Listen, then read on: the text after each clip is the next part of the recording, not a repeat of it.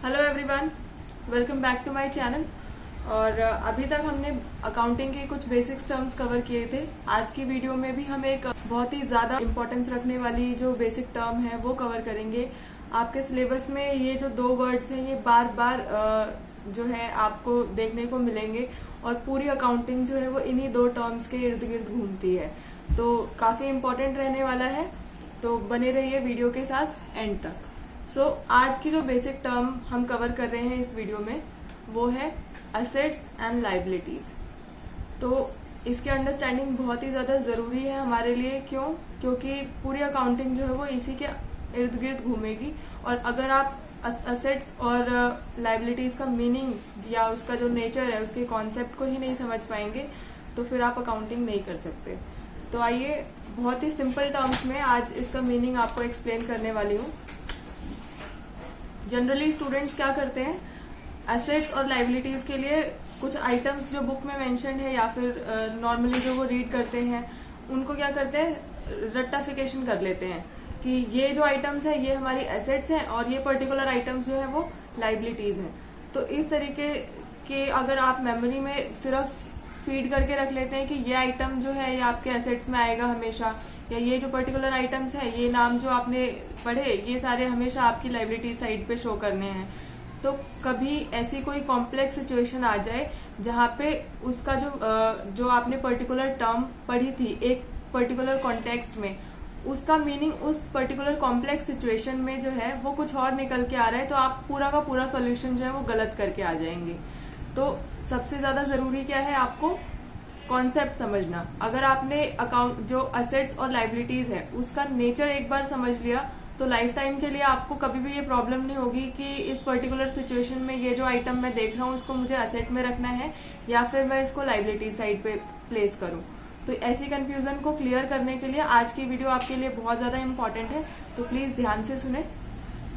देखिए, बहुत ही simple terms में आपको बताने वाली हूँ। कोई बुकिश डेफिनेशन जो है उसमें वो जो है आपको क्लैरिटी नहीं दे पाएगी। कुछ 3-4 पॉइंट के चेक्स होंगे जिसको आप देखेंगे और अप्लाई करेंगे तो आपको ये पता चल जाएगा कि ये हमारे लिए एसेट है या लायबिलिटी है। एक चीज हमें हमेशा ध्यान रखनी है, ये आइडेंटिफाई करते हुए कि हम इस पर्टिकुलर आइटम को कैटेगराइज करें एसेट्स में या लायबिलिटीज में, तो ये ध्यान रखना है आपको अपने पॉइंट ऑफ व्यू से नहीं सोचना। आपको सोचना है किस पॉइंट ऑफ व्यू से, उस ऑर्गेनाइजेशन के पॉइंट ऑफ व्यू से, उस एंटिटी के पॉइंट ऑफ व्यू से जिसके आप अकाउंट्स प्रिपेयर कर रहे हो, राइट। तो क्योंकि आप जो अकाउंट्स हैं वो एक पर्टिकुलर बिजनेस के लिए प्रिपेयर कर रहे हो तो उसका पॉइंट ऑफ व्यू उसकी तरफ से सोचना बहुत ज्यादा इंपॉर्टेंट हो जाता है, रेदर देन कि आप अपने पॉइंट ऑफ व्यू से सोचें। बिकॉज आप तो एक इंडिविजुअल हैं, वही सेम आइटम आपके लिए एक अलग रेलिवेंस रखती है और बिजनेस के लिए एक अलग पॉइंट ऑफ व्यू होगा, राइट। तो अब हम देखेंगे एसेट का मीनिंग। तो देखिए, बहुत सिंपल सा मीनिंग है। अगर मैं आपको एक लाइन में बताना चाहूँ तो आप कहेंगे कि एसेट बस एक लाइन में कैसे खत्म हो गया, लेकिन समझने के लिए एक लाइन ही काफी है।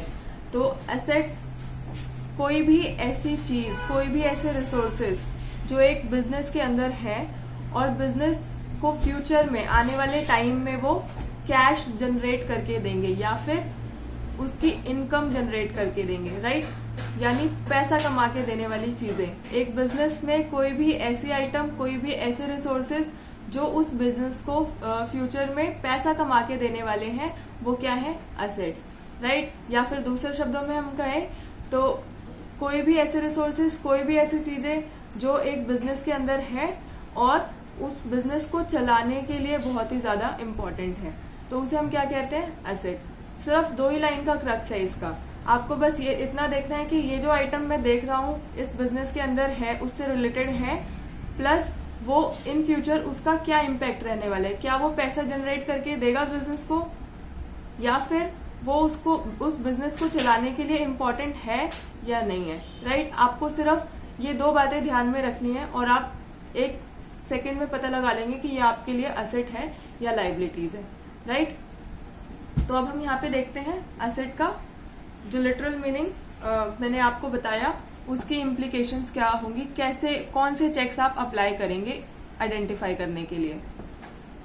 तो एसेट से आपको क्या समझ में आया?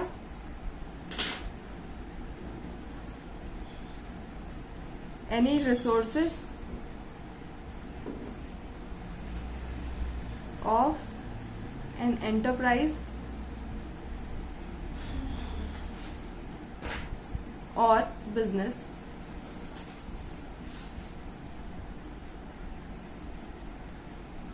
which will help it to generate income in future, और करेंटली आप कह सकते हैं। करंट में अगर जनरेट कर दिया तो ऑब्वियसली वो तो एसेट है, और फ्यूचर में जो जनरेट करेंगे इनकम उन्हें वो भी क्या है, एसेट्स हैं। In future and which are necessary for business to carry out its operations. Correct. तो असेट्स क्या हुए, वो रिसोर्सेज एक बिजनेस के जो उसको फ्यूचर में इनकम जनरेट करके देंगे, प्लस उसकी बिजनेस ऑपरेशंस को कैरी आउट करने के लिए भी वो जरूरी है। क्लियर? ये तो हो गया एसेट का मीनिंग। अब हम यहाँ पे देख लेते हैं जो एसेट्स, जो भी रिसोर्सेज जिसको हम क्लासिफाई करेंगे एसेट्स में, क्या उनकी कोई मॉनेटरी वैल्यू होगी? ऑब्वियसली होगी। हम जो भी आइटम बुक्स में, अकाउंट्स में रिकॉर्ड करते हैं उनका मॉनेटरी वैल्यू हमेशा से होता है, राइट? कोई भी ऐसी चीज नहीं होगी, कोई भी ऐसा आइटम नहीं होगा जो आपने बुक्स में रिकॉर्ड किया और उसकी कोई वैल्यू नहीं है। अगर अकाउंटिंग में आप कोई भी आइटम को रिकॉर्ड कर रहे हैं, बुक्स में लिख रहे हैं, तो उसके पास कोई ना कोई वैल्यू जरूर होती है। अब यहाँ पे हम एक छोटा सा चेक बना लेते हैं कि ये आपको लिख के नहीं करना होता, आपको माइंड में जस्ट ये फटाफट से 3-4 पॉइंट्स जो है वो क्लिक करने हैं और देख लेना है कि वो एसेट है या नहीं है। तो ये जो चेक्स हैं ये सिर्फ आपके ओरल कैलकुलेशन के लिए है। आपको सिर्फ ये चेक करना है अपने माइंड में कि ये एसेट है या नहीं है, इसको आपको लिखना नहीं है कहीं पे। तो चेक्स क्या है? The item we are referring, कोई भी आइटम जो इसको हम देख रहे हैं, जिसको हम चेक कर रहे हैं एसेट के लिए या लाइबिलिटीज के लिए, the item has some monetary value और वर्थ। पहली चीज जो हमें चेक करनी है वो क्या है कि उस आइटम की मॉनेटरी वैल्यू है या नहीं है। तो आपका सेकंड चेक जो है एसेट्स के लिए वो क्या है? जो भी आइटम आप रेफर कर रहे हैं, can it generate income for the business?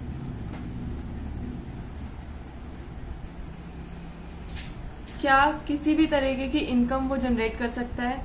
Income की जगह हम यहाँ पे कैश भी यूज कर सकते हैं। कैश फॉर्म में कोई भी इनकम जो है वो जनरेट कर सकता है या नहीं। देन जो थर्ड चेक हमारा है वो क्या होगा? इज इट इम्पॉर्टेंट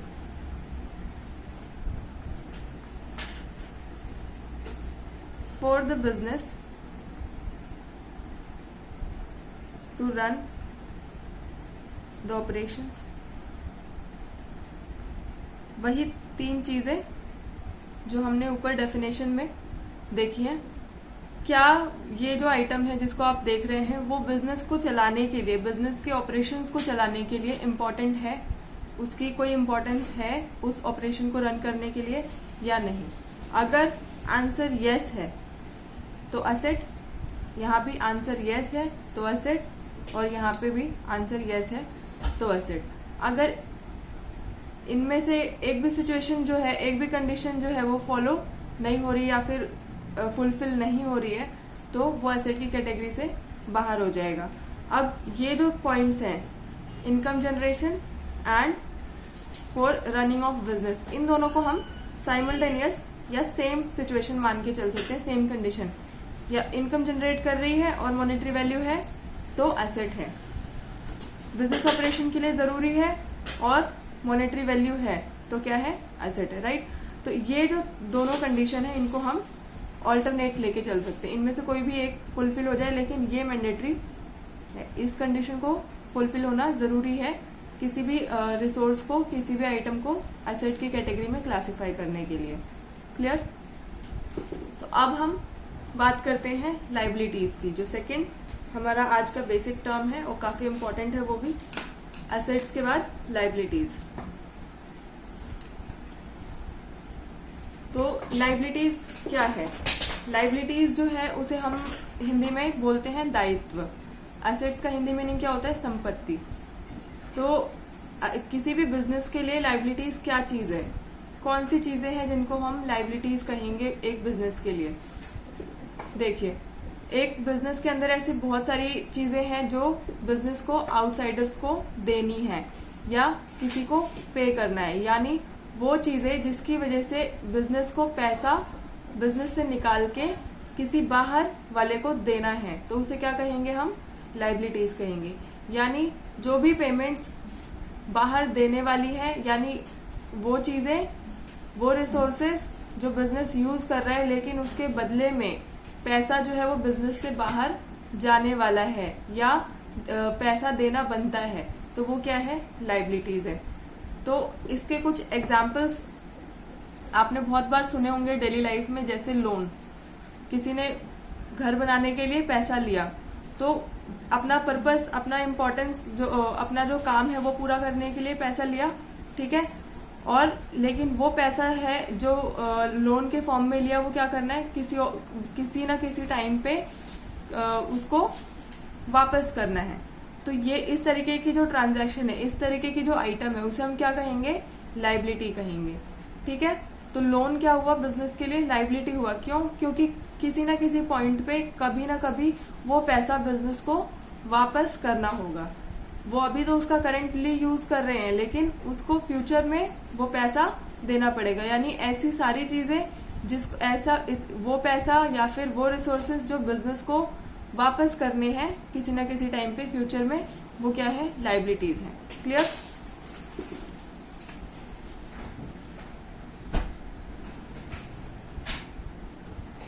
तो लाइबिलिटीज का जो डेफिनेशन है वो हम देख लेते हैं। क्योंकि बिजनेस को फ्यूचर में पैसा वापस करना है, तो उसके लिए वो क्या है? एक ऑब्लिगेशन है, obligation to pay them back. तो ये क्या हुआ हमारे लिए? बिजनेस के लिए क्या हो जाएगी? लाइबिलिटीज हो जाएगी। तो लाइबिलिटीज क्या है? These are the obligation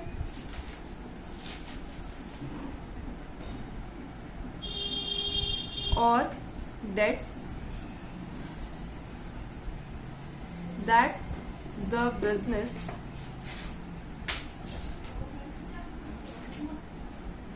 has to pay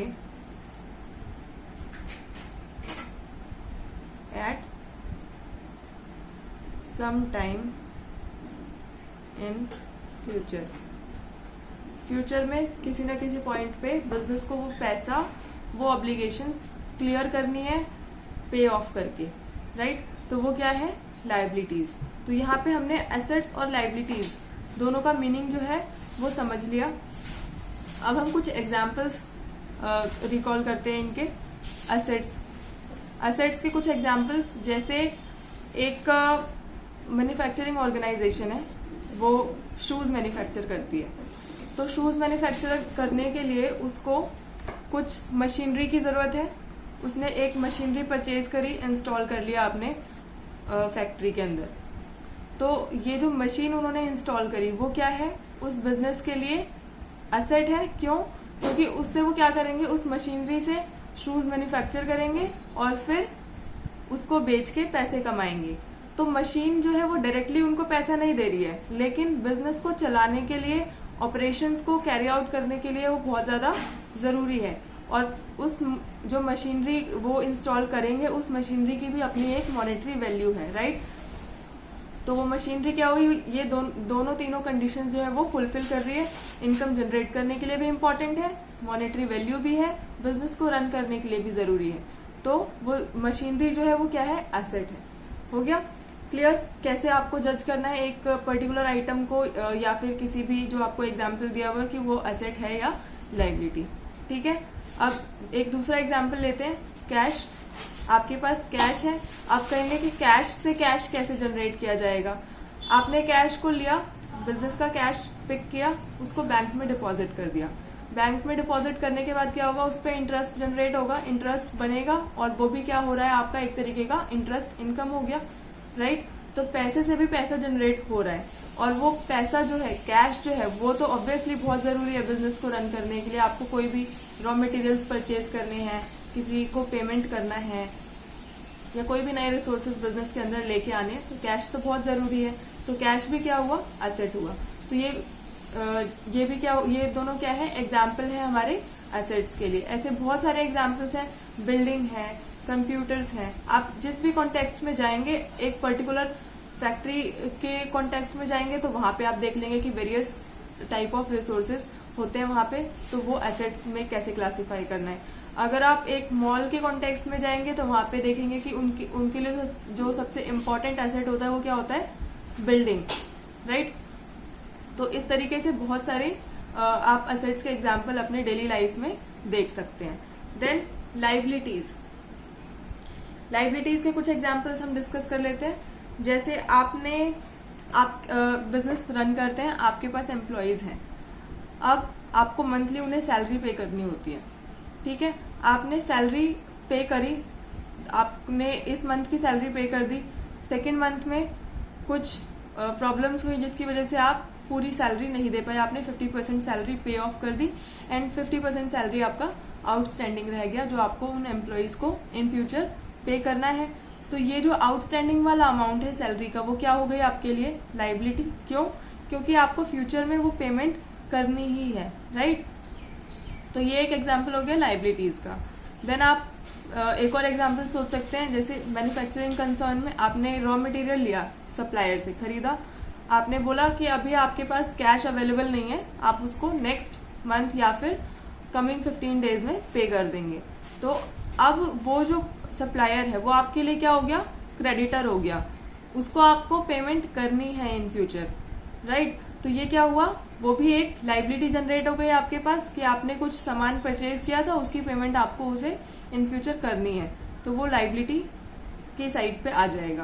clear? तो इस तरीके से आपको एसेट्स और लाइबिलिटीज को जो है एनालाइज करना है, उसको समझना है कि कैसे कौन सा आइटम जो है आपके लिए एसेट है, कौन सा आइटम जो है आपके लिए लाइबिलिटी है, और हमेशा इसको सोचना है बिजनेस के पॉइंट ऑफ व्यू से, एक इंडिविजुअल के पॉइंट ऑफ व्यू से नहीं, हमेशा बिजनेस के पॉइंट ऑफ व्यू से। क्लियर? अब देखिए एक थोड़ा सा जो कॉम्प्लेक्स एग्जाम्पल है, जहाँ पे मोस्टली स्टूडेंट्स जो है वो कंफ्यूज हो जाते हैं कि वो एसेट है या लाइबिलिटी, वो एग्जाम्पल डिस्कस करना चाहूंगी। आप नॉर्मली आपने क्या किया, एक बिजनेस के पॉइंट ऑफ व्यू से देखते हैं, कैश लिया, बैंक में डिपॉजिट कर दिया, तो आप उस जो कैश डिपॉजिट है या फिर फिक्स डिपॉजिट करा लिया, वो आपके बिजनेस के लिए क्या है, एसेट। क्यों? क्योंकि आपका कैश है, आपने डिपॉजिट किया, उसमें आपको इंटरेस्ट इनकम आएगी, और वो फ्यूचर में आप उस कैश को यूज करके इनकम भी अर्न कर सकते हो, अपने बिजनेस ऑपरेशंस को रन करने में भी हेल्पफुल रहेगा। तो ये क्या हुआ आपके लिए, एसेट। लेकिन अब बैंक के पॉइंट ऑफ व्यू से सोचिए, बैंक के पास आपने पैसा जमा कराया, कैश डिपॉजिट कराया, अब बैंक के लिए वो जो कैश है तो कैश एक पर्टिकुलर आइटम है, कैश।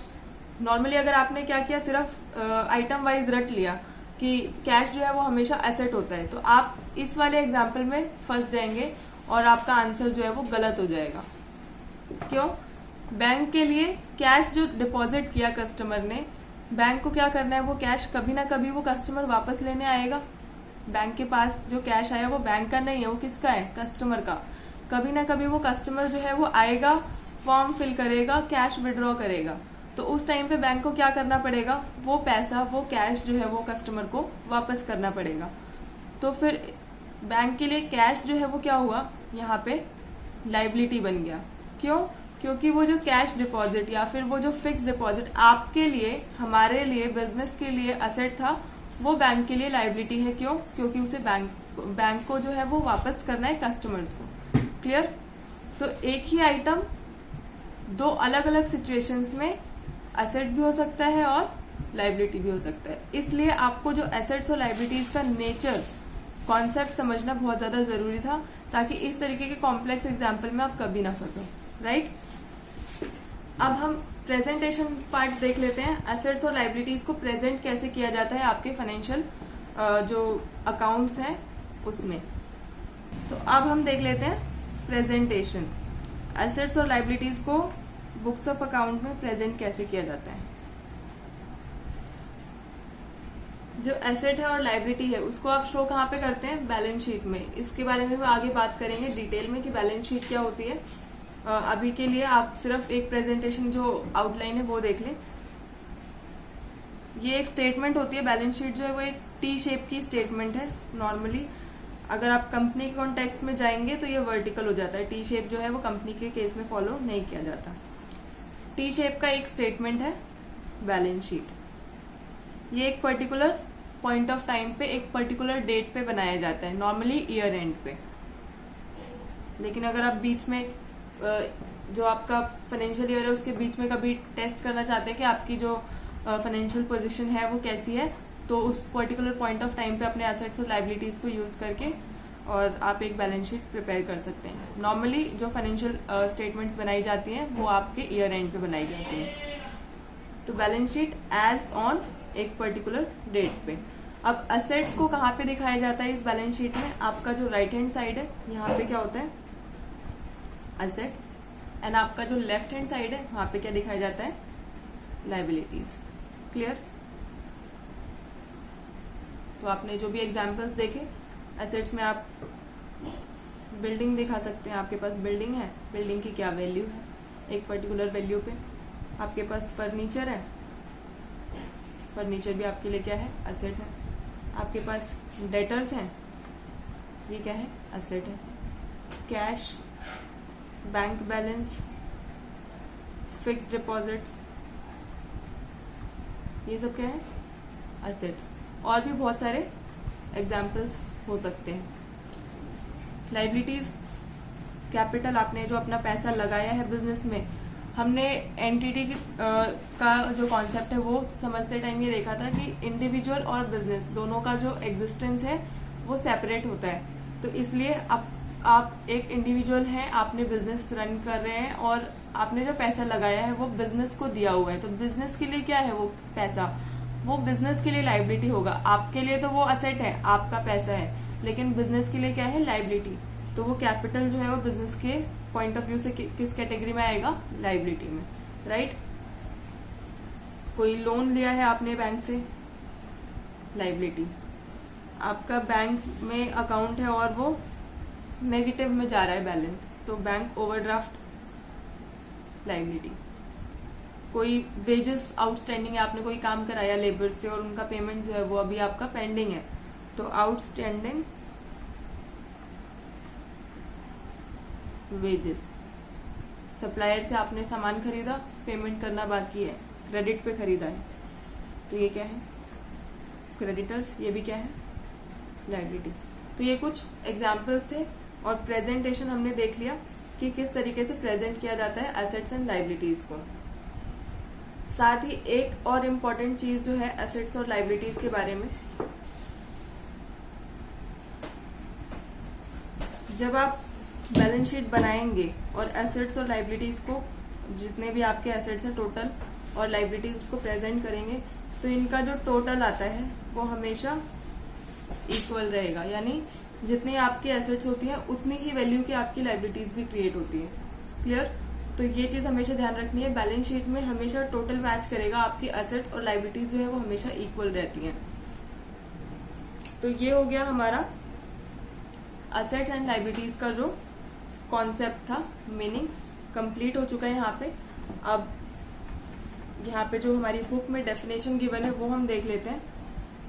तो यहाँ पे हमारी बुक में जो डेफिनेशन गिवन है एसेट की, जो हमने अभी समझा कॉन्सेप्ट, ऑलमोस्ट ओवरऑल जो है उसी को ही ये कवर कर रहा है। डेफिनेशन देख लेते हैं।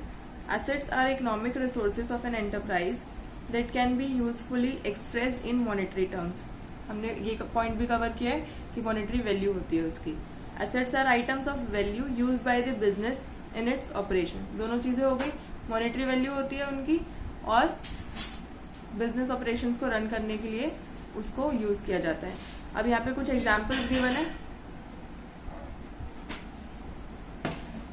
एग्जाम्पल्स जैसे कि एक सुपर बाजार के लिए ट्रक्स है उसके पास, तो वो क्या है, एसेट, क्योंकि वो उसके बिजनेस को रन करने के लिए इम्पोर्टेंट है। उसको फूड स्टफ या फिर जो भी आइटम्स वो डिलीवर करता है, जो भी जिस आइटम में वो डील कर रहे हैं उसको डिलीवर करने के लिए, कस्टमर्स तक पहुंचाने के लिए, उसको डिलीवरी के लिए वो ट्रक्स जो है रिक्वायर्ड है, तो वो उसके लिए क्या है, एसेट्स। दस ट्रक प्रोवाइड इकोनॉमिक बेनिफिट, जो हमने पॉइंट यहाँ पे देखा था कि इनकम जनरेट करते हैं, एसेट्स जो है वो इन फ्यूचर इनकम जनरेट करके देंगे बिजनेस को, उसी पॉइंट को यहाँ पे क्या बोला गया है, इकोनॉमिक बेनिफिट। तो आप वहाँ पे इनकम जनरेशन की जगह इकोनॉमिक बेनिफिट भी यूज कर सकते हैं। Clear? This item will be shown on the asset side. जो आपने प्रेजेंटेशन वाला पार्ट देखा कि बैलेंस शीट में दो साइड्स होती हैं, एक एसेट एंड एक लाइबिलिटीज, तो जो एसेट है उसको हम एसेट साइड पे ही शो करेंगे। ठीक है, अब फर्दर इसमें यहाँ पे कुछ क्लासिफिकेशंस गिवन है एसेट की, जो मैंने इस वीडियो में डिस्कस नहीं किए हैं। अगर आप चाहते हैं एसेट्स का क्लासिफिकेशन के बारे में मैं आपको बताऊं तो कमेंट करके प्लीज बताएं, मैं इसके ऊपर एक सेपरेट वीडियो बना दूंगी। राइट, तो अब हम यहाँ पे देख लेते हैं लाइबिलिटीज। लाइबिलिटीज आर ऑब्लिगेशंस और debts that an enterprise has to pay at some time in the future. Obligation या डेट्स जो है, जो बिजनेस को इन फ्यूचर पे करने हैं, उन्हें क्या बोलेंगे हम, लाइबिलिटीज कहेंगे। They represent creditors claims on firms assets, यानी जो भी क्रेडिटर्स हैं आपके, उनका आपकी एसेट्स के ऊपर क्लेम है, यानी अगर आप उनको पे नहीं करोगे तो वो आपके एसेट से रिकवर कर सकते हैं। यानी आपकी जो एसेट्स है उसके ऊपर लाइबिलिटीज का चार्ज हमेशा रहता है कि आप जो भी आपके एसेट्स है उनकी हेल्प से लाइबिलिटीज को पे ऑफ करोगे। Both small and big businesses find it necessary to borrow money at one time or the other and to purchase goods on credit. छोटा बिजनेस हो या बड़ा बिजनेस हो, हमेशा उनको जरूरत पड़ती है क्रेडिट लेने की। कभी कम क्रेडिट, छोटा बिजनेस है वो थोड़े कम क्रेडिट में काम चला लेगा, और जो बड़ा बिजनेस है उसको बड़े लोन्स की जरूरत पड़ सकती है। तो यहाँ पे कुछ एग्जाम्पल्स हैं, जैसे सुपर बाजार, ऊपर भी इन्होंने सुपर बाजार का एग्जाम्पल लिया था। सुपर बाजार में उनको परचेज करने हैं गुड्स 10,000 के, उन्होंने क्रेडिट पे परचेज कर लिए from a fast food products on March 25 and 2005। तो ये मार्च को इस 10,000 के अमाउंट को कहाँ पे दिखाएंगे, अपने बैलेंस शीट के लाइबिलिटी साइड पे। क्यों? क्योंकि उनको पे करना है इन फ्यूचर। राइट, तो ऐसे यहाँ पे ये एग्जाम्पल जो है वो इन्होंने जो एग्जाम्पल लिया है वो एक्सप्लेन किया हुआ है आगे कैसे। Products will be shown as creditors, जो प्रोडक्ट्स उन्होंने फास्ट फूड प्रोडक्ट्स जो है जिससे खरीदा, फास्ट फूड प्रोडक्ट्स एक यूनिट है, एक सप्लायर है, उसका नाम है, उसे उन्होंने जो भी सामान खरीदा क्रेडिट पे, तो उसको किस तरह कहाँ दिखाया जाएगा, लाइबिलिटी साइड पे as creditor. If super bazaar takes a loan for a period of 3 years from Delhi state cooperative bank, एक बैंक है, बैंक से उन्होंने लोन लिया, तो वो जो लोन है बैंक का वो कहाँ पे दिखाया जाएगा, लाइबिलिटी साइड पे। क्लियर? आगे यहाँ पे लाइबिलिटी का जो है वो क्लासिफिकेशन गिवन है, तो अगर आपको क्लासिफिकेशंस भी देखनी है, पढ़नी है, तो आप मुझे कमेंट में बताएं, मैं एसेट्स और लाइबिलिटीज का जो क्लासिफिकेशन है उसकी एक सेपरेट वीडियो बना दूंगी। तो यहाँ पे हमारा जो आज का टॉपिक था एसेट्स एंड लाइबिलिटीज वो कंप्लीट हो गया है, और काफ़ी अच्छे से हमने कॉन्सेप्ट को डिस्कस किया है, एग्जाम्पल्स के साथ प्रेजेंटेशन को भी कवर कर लिया है। तो नेक्स्ट वीडियो में एक न्यू कॉन्सेप्ट को देखेंगे, तब तक के लिए बने रहें चैनल के साथ।